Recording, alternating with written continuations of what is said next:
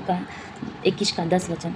तब उसने उनसे कहा, जाति पर जाति और राज्य पर चढ़ाई करेगा और बड़े बड़े भूकंप होंगे और जगह जगह अकाल और महामारियाँ पड़ेंगी और आकाश से भयंकर बातें और बड़े बड़े चिन्ह प्रकट होंगे। Hallelujah, hallelujah. परमेश्वर का वचन हमें क्या सिखाता है?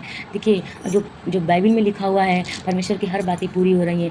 परमेश्वर का किया हुआ वादा पूरा हो रहा है। परमेश्वर ने साफ साफ वचन में लिख दिया है। Hallelujah, hallelujah. और ऐसा ही हो रहा है, हर जगह महामारियाँ हो रही हैं, लड़ाइयाँ हो रही हैं, युद्ध हो रही हैं, भूकंप आ रहे हैं, मतलब राज्य पर चढ़ाई कर रहा है, एक देश दूसरे देश से लड़ाई कर रहा है। Hallelujah, hallelujah. इसीलिए जो आप परमेश्वर के लोग हैं, जो आप परमेश्वर को जानते हैं, जो परमेश्वर में हैं, आप परमेश्वर में बने रहिए। आप परमेश्वर को टाइम दीजिए अधिक से अधिक। आप जगते रहिए और प्रार्थना करते रहिए ताकि आप परीक्षा में ना पड़िए। Hallelujah, hallelujah. क्योंकि हमारे लिए प्रार्थना ही सब कुछ है, हमारे लिए उपवास ही सब कुछ है। Hallelujah, hallelujah. आप निरंतर चढ़ जाते रहिए, आप प्रार्थना करते रहिए। हालेलुया, ताकि आप बचाए जाए, आप नाश ना हो, क्योंकि हम प्रभु के लोग हैं और हमारे को कोई हानि ना होगी। हालेलुया, क्योंकि परमेश्वर का राज्य निकट है, परमेश्वर जल्द आने वाला है। हालेलुया, कि परमेश्वर का राज्य निकट है, परमेश्वर जल्द आने वाला है। हालेलुया।